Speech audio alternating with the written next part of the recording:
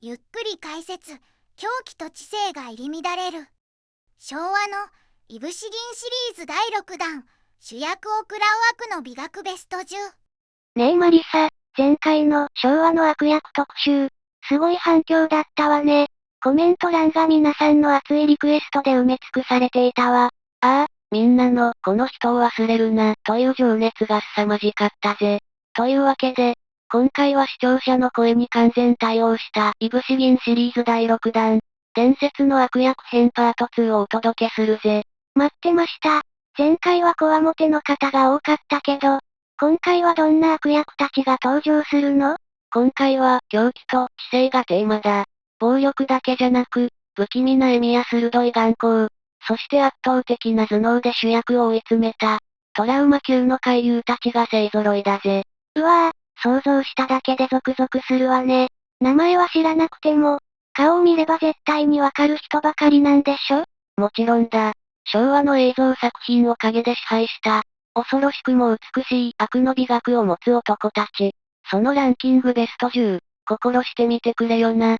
第10位、塩路あきら。それじゃあ早速、ランキングを始めていくぜ。第10位は、一度見たら絶対に忘れられない強烈な眼力と風貌を持つ怪優、塩路明だ。塩路明さん、名前だけ聞くとパッと思い浮かばないけど、どんな方だったかしら？顔を見れば、ああ、あの怖い人、ってなるはずだぜ。スキンヘッドやギョロッとした大きな目が特徴で、特撮ファンの間では伝説的な存在なんだ。特に仮面の忍者赤影での敵役、魔風イカズチ丸のインパクトは凄まじかったぜ。奇抜なメイクと衣装で、当時の子供たちにトラウマを植え付けたと言われているんだ。ああ、なんとなく思い出したわ。確かに、夢に出てきそうな怖さがあったかも。子供番組であんな迫力ある演技ができるなんてすごいことよね。その迫力こそが彼の真骨頂なのぜ。でも、塩路さんの凄さは顔だけじゃない。実は、映画、蒲田行進曲に登場する階段落ちの安のモデルになった人物とも言われているんだ。東映の大部屋時代、実際に命がけの階段落ちに挑んだ伝説があるんだぜ。え、あの有名な階段落ちのモデルなの？それは知らなかったわ。あまりに危険な撮影だから、当日の朝に家族のために無審査の簡易保険に入ってから現場に向かったという逸話まで残っているんだ。画面の中では命知らずの凶悪な男だったけど、実生活では驚くほど温厚な人だったらしいぜ。実は達筆な書家としても有名で、近所の子供たちに書道を教えるボランティアをしていたんだ。あんなにこわもてなのに書道の先生だなんて意外ね。子供たちも怖がらなかったのかな？その塾の名前はネギネギ塾って言うんだ。月謝はネギ一本でもいいよって言っていたからだそうだぜ。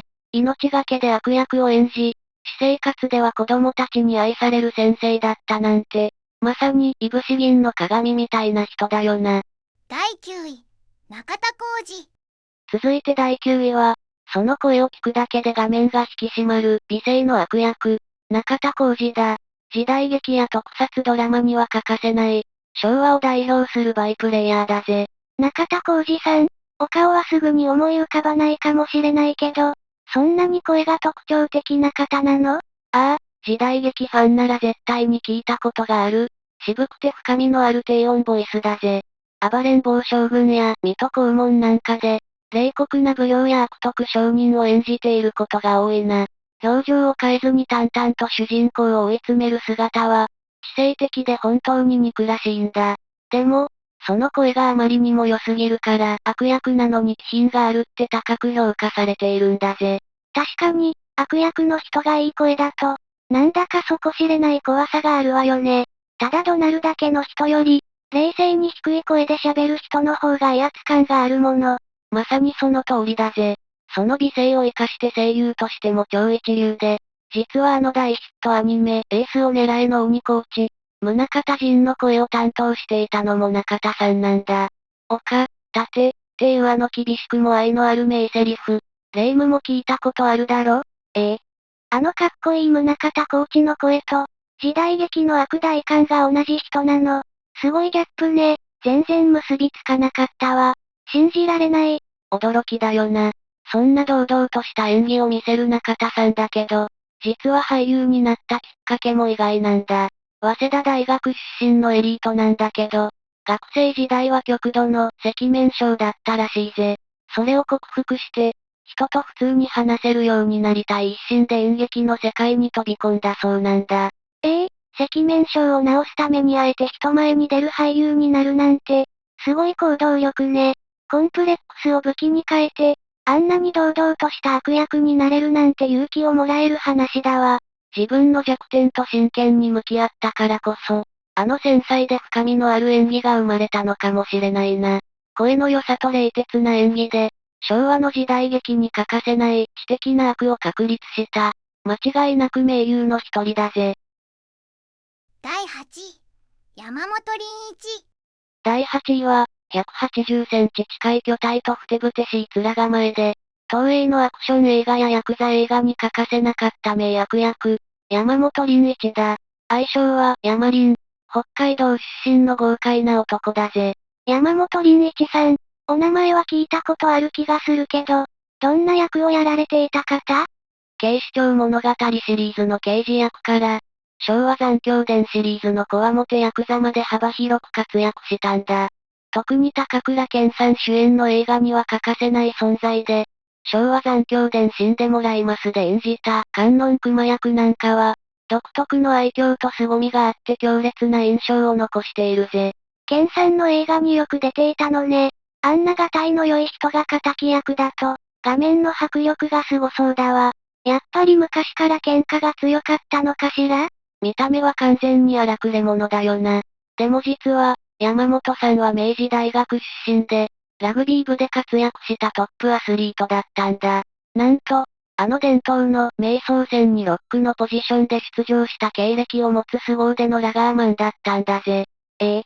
ラグビーの瞑想戦に出るなんて相当なエリートじゃない。ただのこわもてのおじさんじゃなかったのね。健さんとも大学の先輩後輩ってこと？その通り、山本さんが先輩で、健さんからも熱い信頼を寄せられていたんだ。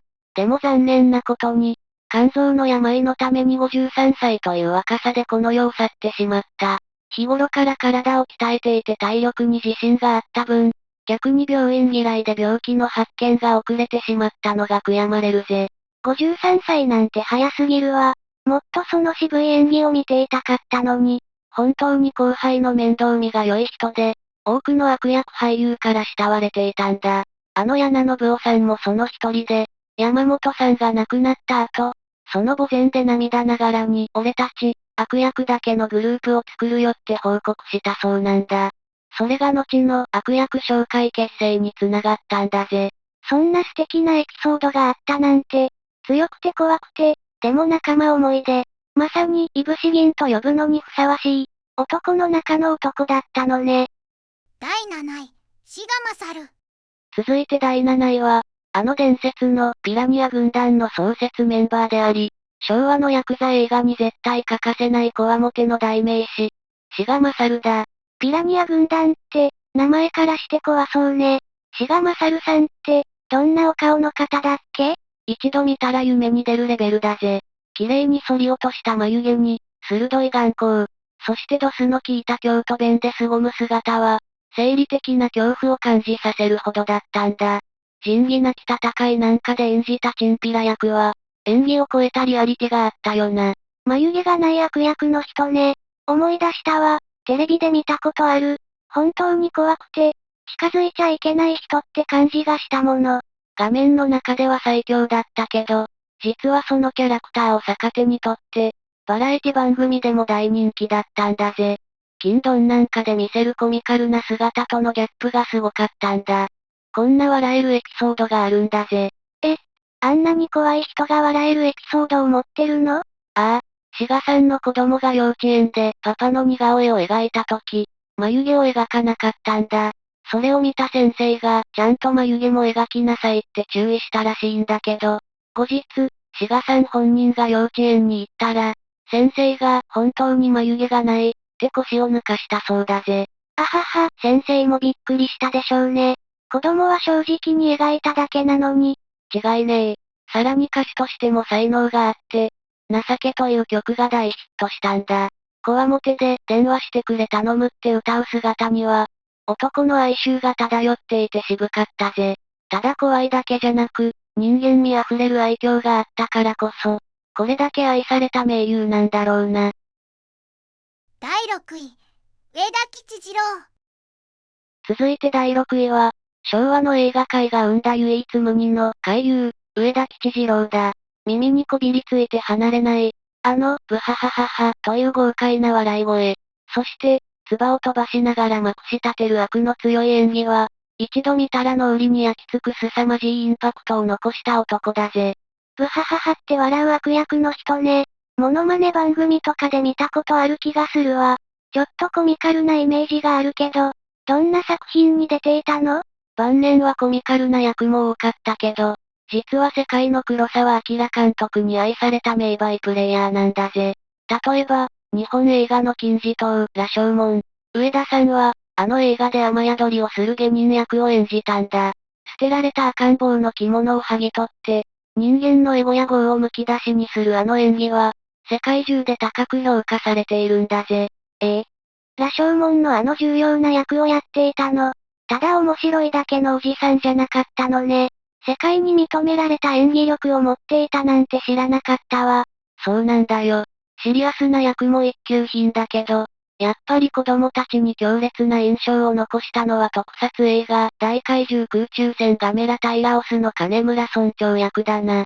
村の立ち退き保証金を釣り上げようとしたり、なんと怪獣のギャオスまで金儲けに使おうとする、とんでもない視線道を演じたんだ。怪獣を金儲けに使うなんて、ある意味すごい度胸ね。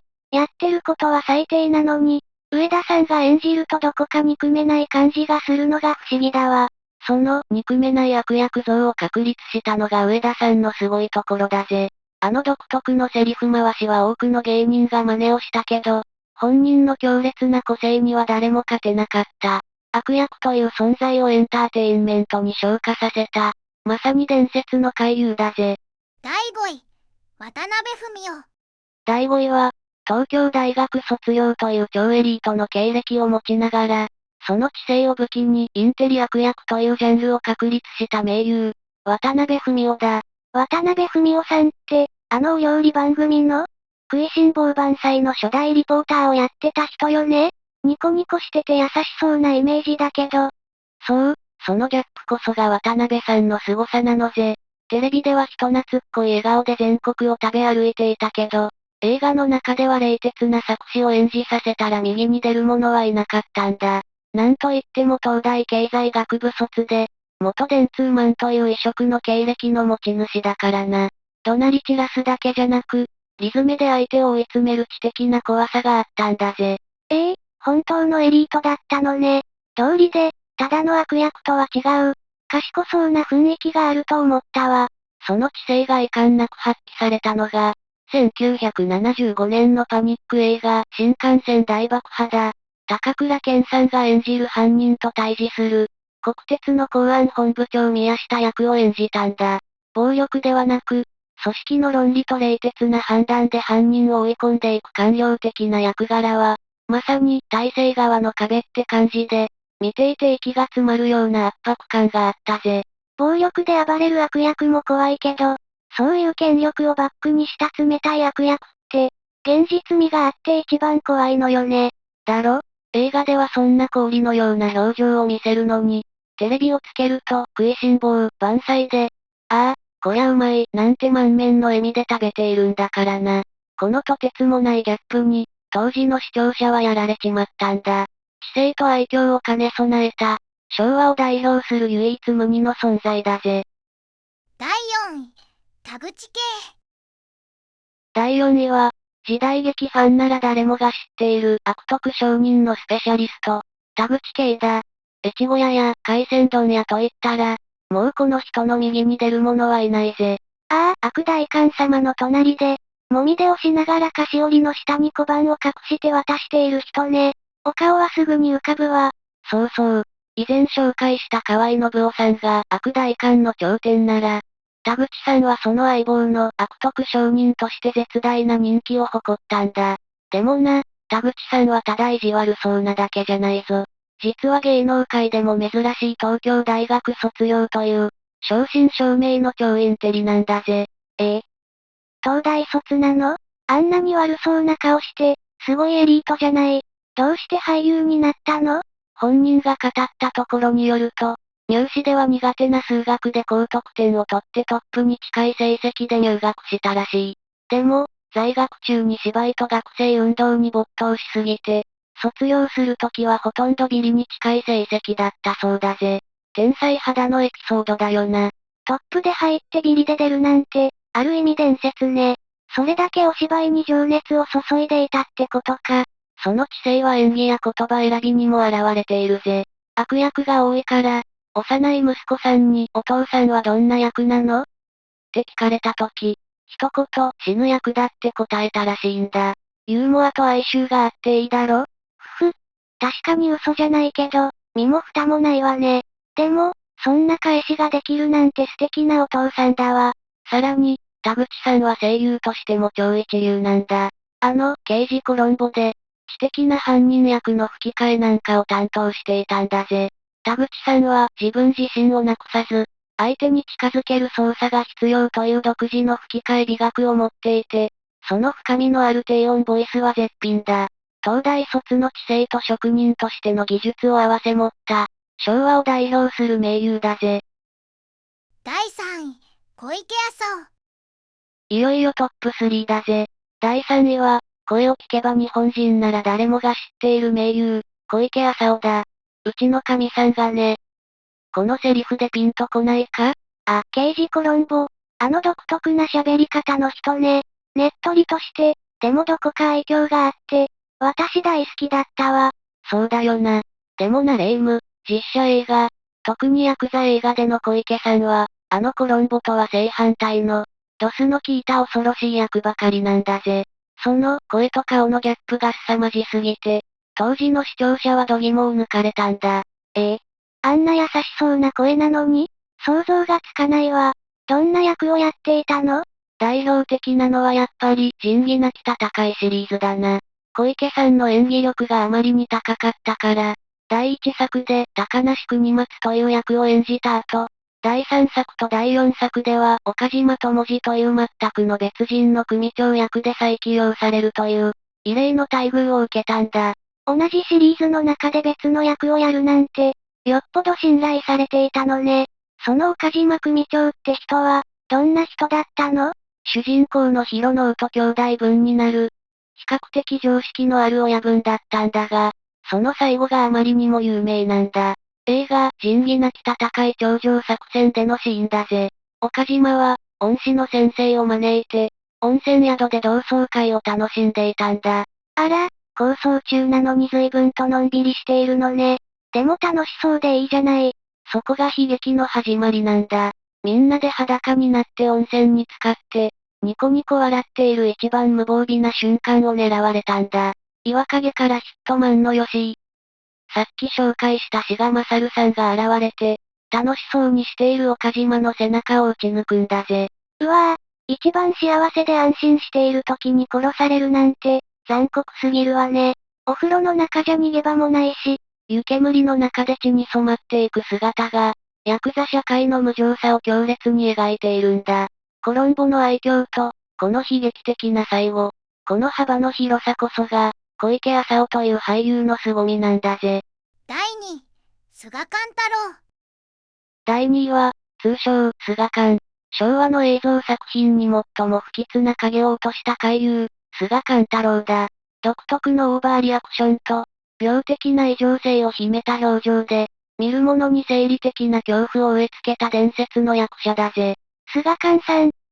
名前の響きは強そうだけど、そんなに怖いの？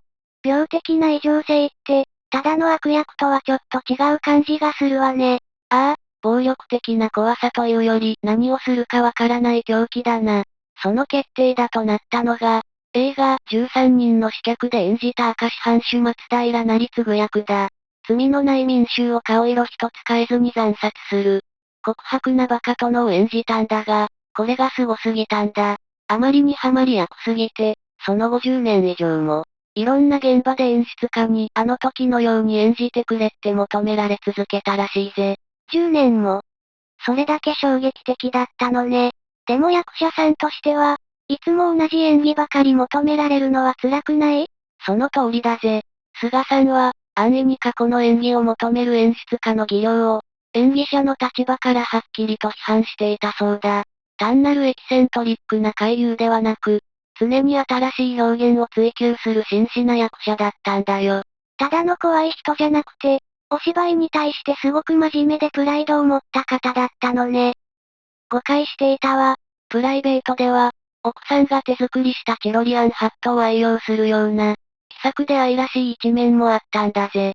でも、1994年に自宅前の横断歩道でオートバイとの接触事故にあって、59歳という若さで亡くなってしまったんだ。交通事故で、まだ59歳だったのに、早すぎるわね。もっといろんな狂気の演技が見たかったのに。あの画面を凍りつかせる狂気の裏に、そんな人間味と突然の悲劇があったなんてな。昭和の時代劇に強烈な爪痕を残した、まさに唯一無二の存在だぜ。第1位、佐藤栄えある第1位は、昭和の映画界に底知れない知性と虚無感をもたらしたインテリ悪役の最高峰、佐藤圭だ。この人が画面に映るだけで、空気が冷たくなるような独特のオーラがあったぜ。佐藤圭さん、名前は絶対聞いたことあるわ。爬虫類みたいに冷たい視線が怖い人よね。どんな役でも、裏で何か企んでいそうな怖さがあるわ。無機質な悪なんて評されるその演技力は唯一無二だぜ。感情を一切表に出さず、ただ静かに、しかし確実に相手を追い詰める。その知的な冷酷さが、見る者の心を凍らせるんだ。でも驚くことに、佐藤さんはもともと、福島県の会津若松市役所で戸籍係をしていた、堅実な公務員だったんだ。公務員、あんなに凄みのある悪役が、昔は役所に勤めていたの？すごい転身ね。安定を捨てて役者になった苦労人でな。下積み時代は得意のガリバン釣りで生計を立てていたんだ。几帳面な性格で、有名になってからもガリバンの道具をピカピカに磨いて大切にしていたそうだぜ。その一方で、撮影現場ではダジャレを連発して共演者を笑わせるような、意外にお茶目な一面もあったんだ。ガリバンにダジャレ。なんだか人間味があって可愛いわね。でも、映画の中ではそんな素顔をみじんも見せないのがプロよね。ああ、カメラが回ると一変する。特に大島渚監督に見出された映画、白昼の通りまでの強姦殺人犯役は伝説だ。感情を表に出さず、淡々と犯行を重ねる姿は、人間じゃないような不気味さがあったんだ。実は1967年のドラマ版、白い巨頭では主役の財前五郎を演じているんだ。あの田宮二郎さん版とは対照的に、暗くねじれた野心家を演じて、知る人ぞ知る名演として高く評価されたんだぜ。ただ怒鳴るだけの悪役より、何を考えてるかわからない静かな悪役の方が、ずっと怖くて記憶に残るのよね。佐藤さんは生前、善人には興味がない。悪の方が面白いと語っていたんだ。その言葉通り、遺作となった映画、開示人生逆転ゲームでも、80歳を超えているのに圧倒的な悪のカリスマ兵道会長を演じ切った。最後まで人間の暗部を見つめ、悪役を楽しみ尽くした。まさに日本映画の手法だぜ。総評、まとめ。いやー、怖かったけど面白かったわ。今日紹介した人たち、みんなただ怖いだけじゃなくて、どこか人間味があったり、すごい知性があったりして魅力的だったわね。そうなんだよな。画面の中では極悪非道でも、実生活では子供に書道を教えていたり、真面目な公務員だったり、そういうギャップを知ると、ますます好きになっちまうよな。